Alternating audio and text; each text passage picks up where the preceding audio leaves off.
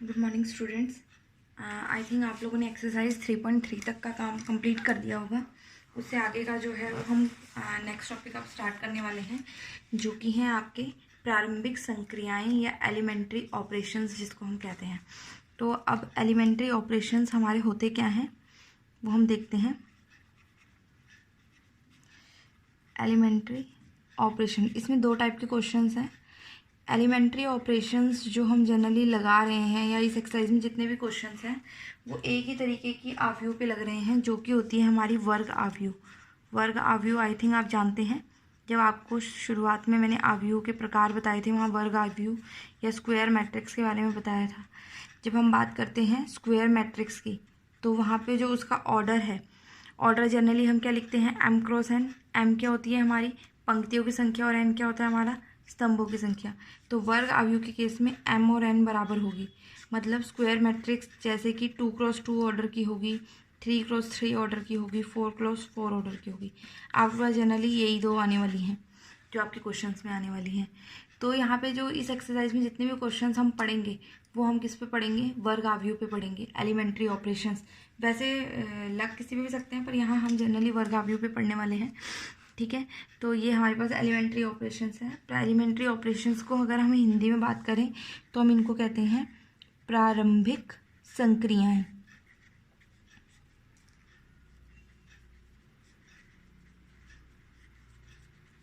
Clear है? इससे related questions करेंगे तो इजीली क्लियर हो जाएगा। ये हमारे पास प्रारंभिक संक्रियाएं भी इनको कहा जाता है। अब हमारे पास ये एलिमेंट्री ऑपरेशंस होते हैं, ये जनरली 3 टाइप्स के होते हैं। फर्स्ट हमारे पास अगर हम किसी भी रो या कॉलम उनको आपस में इंटरचेंज कर रहे हैं, जैसे मैंने रो 1 को रो 2 से बदल दिया। क्लियर है? कैसे? जैसे कि आपका एक आव्यूह है, उदाहरण से ही मैं इनको समझाऊंगी। ये है, अब मैं इसको बोल रही हूँ कि मैं R1 और R2 को इंटरचेंज कर रही हूँ, आपस में बदल रही हूँ। तो आपस में बदलने का मतलब R1 की जगह R2 चला जाएगा, R2 की जगह R1 चला जाएगा। R1 मतलब पहली पंक्ति, R2 मतलब से दूसरी पंक्ति। तो हमारे पास इसको बदल के ये चीज़ क्या बन जाएगी, 5 6 9 1 2 3 7 7 0। इस तरीके से हमारी जो ये है पहली जो वो थी हमने इंटरचेंज कर दी। क्लियर है? तो ये हमारे पास सबसे पहली संक्रिया है कि हम क्या कर देते हैं, रोज को आपस में या कॉलम्स को। इसी तरीके से कॉलम्स को भी आप बदल सकते हैं। आप ये भी लिख सकते हैं C1 interchange to C2, C2 interchange to C3। तो उस केस में ये क्या बनेगा, मान लो मैंने C1 और C2 को बदल दिया। C1 मतलब पहला स्तंभ, C2 मतलब दूसरा स्तंभ। इनको आपस में बदल रही हूँ तो दूसरा पहले की जगह आ जाएगा और पहला दूसरे की जगह आ जाएगा। मतलब ये बनेगा 2 6 7 1 5 7 3 9 0। क्लियर है? तो ये संक्रियाएं लगाने पे भी मैट्रिक्स में कोई फ़र्क नहीं पड़ता है, तो हम इस तरीके से संक्रियाएं लगा सकते हैं। सेकंड संक्रिया जो है वो ये कहता है कि किसी भी रो या किसी भी कॉलम को हम अगर किसी नंबर से मल्टीप्लाई कर रहे हैं, जैसे कि मैंने क्या किया, R1 को 2 से मल्टीप्लाई किया, चेंज किस में आ रहा है, R1 में। जो संक्रिया लगाओगे आप उसको इधर साइड लिखोगे और जो चेंज आ रहा है जिस रो या कॉलम में उसको राइट साइड पे लिखोगे। जैसे मैंने क्या किया, R1 को 2 से मल्टीप्लाई किया, मतलब पहली जो पंक्ति है उस पूरी पंक्ति को किससे गुणा कर दिया, 2 से। तो क्या बन जाएगा 2, ये कितना बन जाएगा 4, ये 6 5 6 9 7 7 0। क्लियर? समझ आ रहा है? तो ऐसे हम इसी तरीके से कॉलम को भी किसी एक पर्टिकुलर नंबर से मल्टीप्लाई कर सकते हैं। तो ये हमारी हो गई दूसरी तरह की संक्रिया, ठीक है। उसके बाद जो हमारी लास्ट बचती है तीसरी तरह की संक्रिया कि हम किस तरीके से लगा सकते हैं, उसमें हम क्या करते हैं कि किसी रो को किसी और रो से मल्टीप्लाई करके दूसरी रो में जोड़ दें। जैसे मैंने क्या किया, R1 प्लस 2R2, R1 में R2 को 2 से गुणा करके R1 में जोड़ा है, तो चेंज किस में आया है, R1 में, सिर्फ R1 में चेंज आएगा। जैसे कि ये R1 थी, ये R2 थी, R2 को 2 से मल्टीप्लाई किया, 2 इंटू 5 10, फिर R1 में जोड़ा, 10 प्लस 1 11। ऐसे ही फिर इसको 2 से मल्टीप्लाई किया, 2 इंटू 6 12, और फिर R2 में जोड़ा, 12 इंटू 2 प्लस 2 14। फिर इसको 2 से मल्टीप्लाई किया, 9 इंटू 2 कितना हुआ हमारे पास 18, और 18 प्लस 3 21। और बाकी सारी जो रोज़ हैं या बाकी सारी पंक्तियां जो हैं वो एज इट इज़ रहेंगी। तो ये 3 तरह की हमारी प्रारंभिक संक्रियाएं होती हैं जो हम जनरली इस चैप्टर में पढ़ेंगे। तो सबसे पहले आपको ये पता होना चाहिए कि प्रारंभिक संक्रियाएं क्या होती हैं। अब इनका यूज़ हम कहाँ पे करेंगे वो भी मैं आपको बताने वाली हूँ। सिर्फ ये चीज़ सबसे पहले आप नोट डाउन कर लीजिए या समझ लीजिए। आपकी बुक में है ये स्टार्टिंग में ही इंट्रो में प्रारंभिक संक्रियाएं तो कैसे कैसे होती है, वहाँ से एक बार पढ़ लीजिएगा कि क्या लिखा है उसमें एक्चुअल में। क्लियर है? और ऐसा ही ऑपरेशन आप कॉलम पे भी लगा सकते हैं। ठीक, उसके बाद आपके पास जो नेक्स्ट डेफिनेशन आती है वो है हमारे पास invertible matrix. Invertible matrices means व्युत्क्रमणीय आव्यूह। ठीक है, इन्वर्टिबल मैट्रिसेस भी हमेशा या इन्वर्स किसी भी मैट्रिक्स का वो हमेशा वर्ग आव्यूह ही होती हैं या स्क्वायर मैट्रिक्स ही होती हैं, ये चीज़ ध्यान रखिएगा। तो यहाँ पे इस चैप्टर में आप जितनी भी आव्यूह पढ़ेंगे वो हमेशा आपकी वर्ग आव्यूह बनती होंगी, स्क्वायर आव्यूह। मतलब ज़्यादातर का ऑर्डर या तो 2x2 होगा या 3x2 होगा। मतलब पंक्ति और स्तंभों की संख्या आपस में क्या होगी, बराबर होगी। ठीक है, तो इन्वर्टिबल मैट्रिक्स होती क्या है, मान लीजिए ए कोई आव्यूह है आपके पास जिसका ऑर्डर आपका चल रहा है m×n। जैसा कि मैंने बोला कि ये वर्ग आव्यूह चल रहे हैं तो यहाँ पे m और n की संख्या बराबर है तो मैंने उसको m×n की जगह m×m लिख दिया।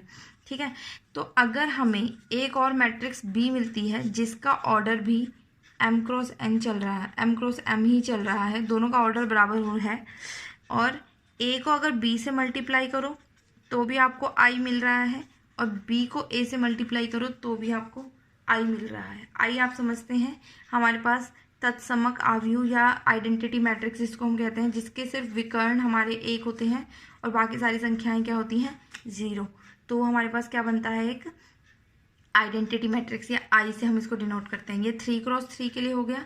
अगर यही मैं i का मान लिख रही हूँ 2x2 के लिए तो बनेगा 1 0 0 1। ये किसके लिए हो गया, 2x2 के लिए। क्लियर है? तो ये हमारे पास क्या हो गया, इन्वर्टिबल मैट्रिक्स।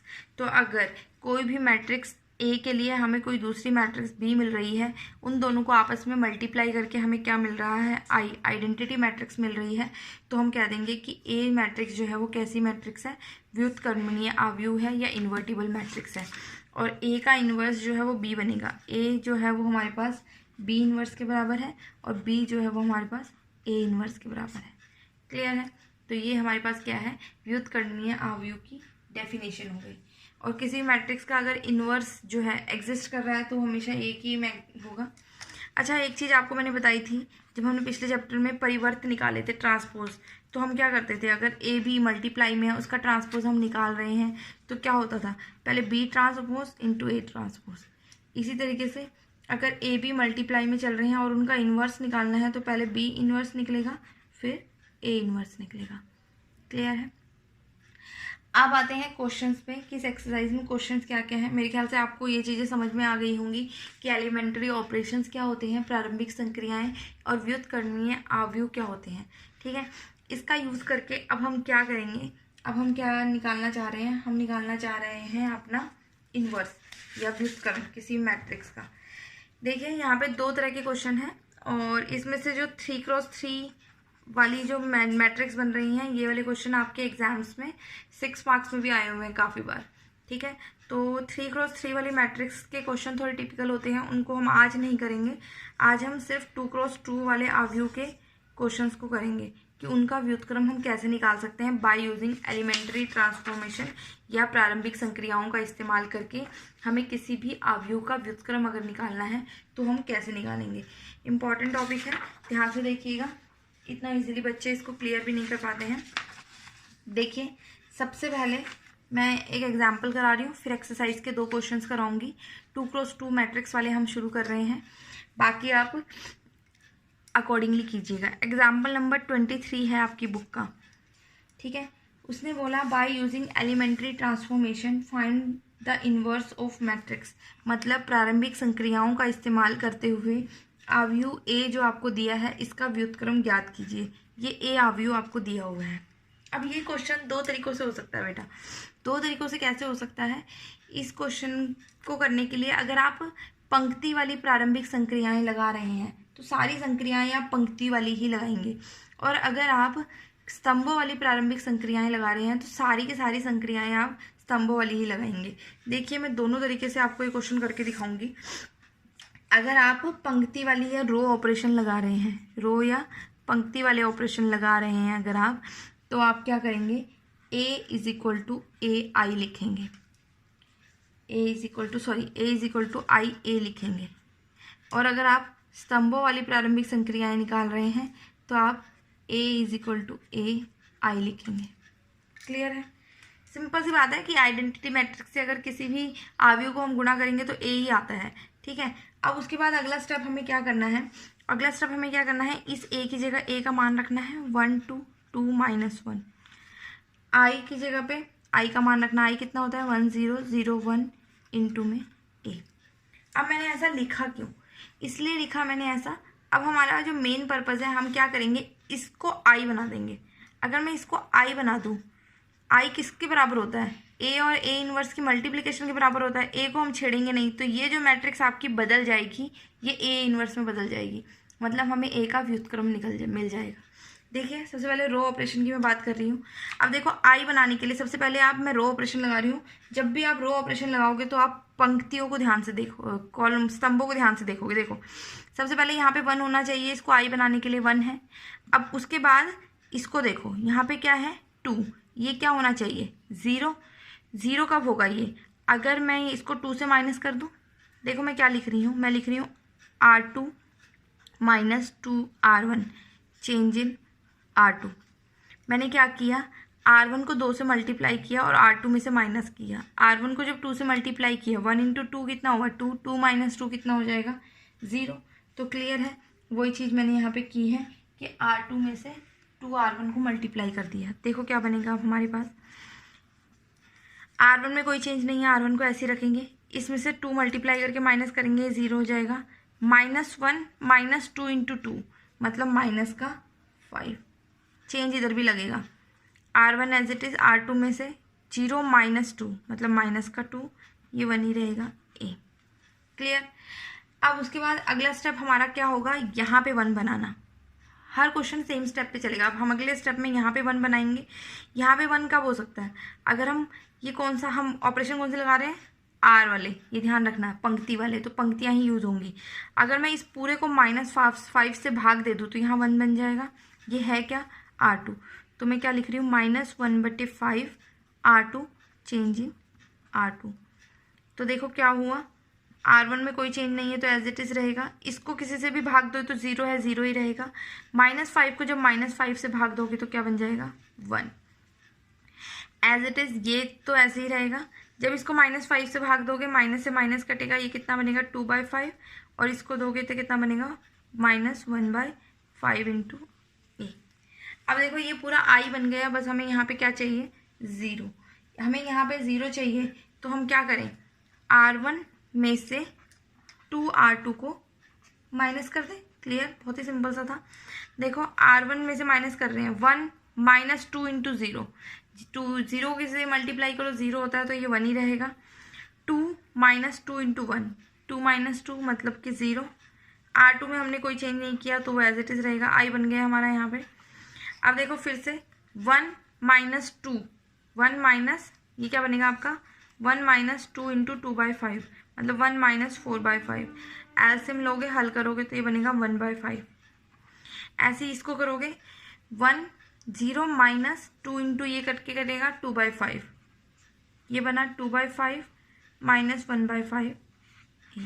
तो हमारी इस फॉर्म में बन गया, i बन गया यहाँ पे, और ये बन रहा है a इनवर्स इंटू i। तो a इनवर्स या a का व्युत्क्रम कितना आ गया 1/5, 2/5, 2/5 माइनस 1/5। ये किसका आ गया हमारे पास, इसका व्युत्क्रम आया है a का। ये कब आया, जब हमने पंक्तियों वाले ऑपरेशन लगाए। अब सेम क्वेश्चन में तुम्हें स्तंभों वाले तरीके से करके दिखा रही हूँ। जब स्तंभ करेंगे तो हम a इज इक्वल टू ए आई लिखेंगे। तो यहाँ मैंने लिखा a मैट्रिक्स लिखो कितनी है 1 2 2 -1। a एज इट इज़ रहेगा, i की जगह 1 0 0 1। अब आपको क्या करना है, यहाँ i बनाना है, और ऑपरेशन कौन से लगाने हैं, स्तंभों वाले, सी वाले ऑपरेशन लगाने के लिए सबसे पहले देखो यहाँ पे 1 है हमारे पास। ठीक है, यहाँ 1 होने के बाद इसको 0 बनाओगे। जब आप स्तंभ वाले ऑपरेशन लगा रहे हो तो आप रो वाइज एलिमेंट्स को सेट करते जाओगे। यहाँ 0 बनाना है, यहाँ 0 बनाने के लिए मैं ये कर सकती हूँ, ये C1 है, ये C2 है, C2 minus 2 C1 change in C2। तो देखो C1 एज इट इज़ रहा, C2 2 माइनस 2 इंटू 1 0 माइनस 1, और ये क्या बनेगा 2 से मल्टीप्लाई होगा तो माइनस का 5 जो है ये हमारा आ जाएगा। A as it is, C1 में कोई चेंज नहीं तो C1 ऐसे ही रखेंगे। C2 में C2 में क्या है 0 माइनस 2 इंटू 1 मतलब माइनस का 2 और ये 1। क्लियर। अब हमें क्या करना है, ये हमारे पास आ गया। अब हमारे पास क्या करना है, हमें इसको 1 बनाना है। इसको 1 बनाने के लिए फिर से वही -1/5 C2 चेंज इन C2। तो ये बना हमारे पास 1 2 0 1। C2 में चेंज है, C1 एज इट इज़ रखा। C2 जब इसको 0 को -1/5 से भाग देंगे तो ये 0 ही रहेगा, 0 से कोई चेंज नहीं होता, और -5 को -5 से भाग देंगे तो 1 बनेगा। A C1 as it is रखेंगे, C2 को जब इससे भाग देंगे ये बनेगा 2/5 और ये बनेगा -1/5। अब हमारे पास ये आइडेंटिटी मैट्रिक्स बनने के लिए यहाँ पे सिर्फ 0 हमें बनाना है। यहाँ पे 0 बनाने के लिए हम क्या करेंगे, C1 minus 2 C1 C2 change in C1। C1 1 में से करो, यहाँ पे 0 2 से मल्टीप्लाई करके 1 ही रहेगा, 2 माइनस 2 इंटू 1 0 0 1, ये आइडेंटिटी मैट्रिक्स बन जाएगी। अब इसको देखो, जब 1 माइनस 2 इंटू 2/5 मतलब 1 माइनस 4/5, तो एलसीएम लोगे ये 1/5 बनेगा, ये 2/5 ऑलरेडी था, ये 0 ये 2/5 हो जाएगा, ये -1/5 हो जाएगा। तो वही है I is equal to A into A inverse. तो A इनवर्स का मान यहाँ से भी कितना आ गया 1/5 2/5 2/5 -1/5। क्लियर है।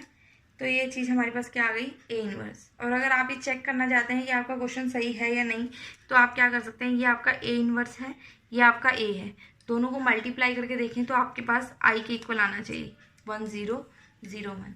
तो ये थे हमारे एलिमेंट्री ऑपरेशंस का इस्तेमाल करके हम कैसे किसी भी संख्या का व्युत्क्रम निकाल सकते हैं। एक क्वेश्चन हम एक्सरसाइज का भी करते हैं, उसके अलावा आप खुद करेंगे। क्वेश्चन नंबर 9 में ले रही हूँ। अभी मैंने बोला है कि आप क्या करेंगे, 2x2 वाले मैट्रिक्स के क्वेश्चंस करेंगे। 9th क्वेश्चन में A आपको दिया हुआ है 3 10 2 7।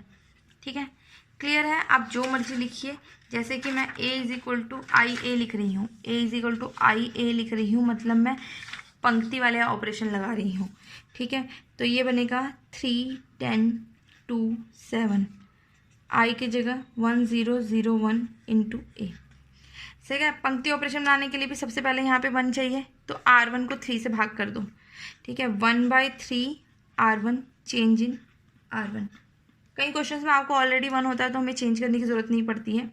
देखो आप इसको 3 से भाग देंगे जब हम, ये 1 हो जाएगा, ये 10/3 हो गया, ये 2 है, ये 7 है, R2 एज इट इज़, ये फिर 1/3 0 0 1 A। क्लियर। उसके बाद नेक्स्ट काम है यहाँ पे 0 बनाना। यहाँ पे 0 बनाने के लिए मैं क्या करूँ, देखो ये R2 है, R2 को अगर मैं R1 को 2 से मल्टीप्लाई करके R2 में से माइनस कर दूँ तो यहाँ 0 बन जाएगा। तो मैं ये कर रही हूँ R2 minus 2 R1 change in R2। तो क्या बना, ये R1 एज इट इज़ था तो एज इट इज़ रखा, 2 माइनस 2 इंटू 1 0 7। अब ये क्या बनेगा 7 माइनस 20/3, सॉरी 7 माइनस 2 से मल्टीप्लाई हो 20/3, तो ये बन जाएगा 3 21 माइनस 20 1/3। क्लियर है। यहाँ पे बन रहा है हमारा 1/3 0 0 माइनस 2 R1 मतलब -2/3 1 माइनस 2 R1, ये एज इट इज़ रह जाएगा। नेक्स्ट देखो, अब यहाँ पे 1 बनाना है। यहाँ पे 1 बनाने के लिए इसको मैं 3 से मल्टीप्लाई कर दूँ, मैं 3 R2 कर रही हूँ, R2 को 3 से मल्टीप्लाई कर रही हूँ, R2 को 3 से मल्टीप्लाई कर रही हूँ, R1 में कोई चेंज नहीं, यहाँ 1 बन गया, ये -2 बन गया, 3 से 3 कैंसिल हो गया, यहाँ 3 आया, यहाँ A आया। क्लियर। अब मुझे सिर्फ क्या चाहिए, यहाँ पे 0 चाहिए। यहाँ पे 0 लाने के लिए मैं क्या करूँगी, R1 minus 10/3 R2 change in R1। Clear है। तो मैंने वही किया। देखो क्या किया, 1 माइनस इसको 10/3 से मल्टीप्लाई करोगे तो भी 0 आएगा। 1 माइनस 0 0 1 ही रहेगा एज इट इज़। R2 में कोई चेंज नहीं आना, तो R2 को एज इट इज़ रखा मैंने। ये 10/3, इसको 10/3 से मल्टीप्लाई किया, 10/3 माइनस 10/3 ये 0। ये तो आइडेंटिटी बन गई। अब यहाँ देखो 1/3 माइनस ये 2 इससे मल्टीप्लाई होगा 1/3 प्लस 20/3। क्लियर? तो ये बन जाएगा 21/3। ठीक है, 21/3 को डिवाइड करो, 7 पे कटेगा, ये आ जाएगा 7। इसी तरीके से ये बना 0 माइनस 10/3, तो ये माइनस 10/3 इंटू 3, 3 से 3 कट जाएगा, ये माइनस का 10 आ जाएगा। R2 में कोई चेंज नहीं था, तो ये एज इट इज़। तो I किसके बराबर आया हमारा, A इनवर्स इंटू A। तो A इनवर्स का मान यहाँ कितना आ गया, 7 माइनस 10 माइनस 2 इंटू 3। तो ये एक्सरसाइज के 3.4 के क्वेश्चन नंबर 14 तक आप इजीली कर सकते हैं, क्योंकि ये सब 2x2 वाली मैट्रिक्स पे लग रहे हैं एलिमेंट्री ऑपरेशंस। आप पहले एग्जाम्पल्स कीजिएगा और जो क्वेश्चंस मैंने कराए इनको ध्यान से करना, और कहीं पे डाउट आता है तो साथ के साथ आप फ़ोटो क्लिक करके भेज सकते हैं या पूछ सकते हैं।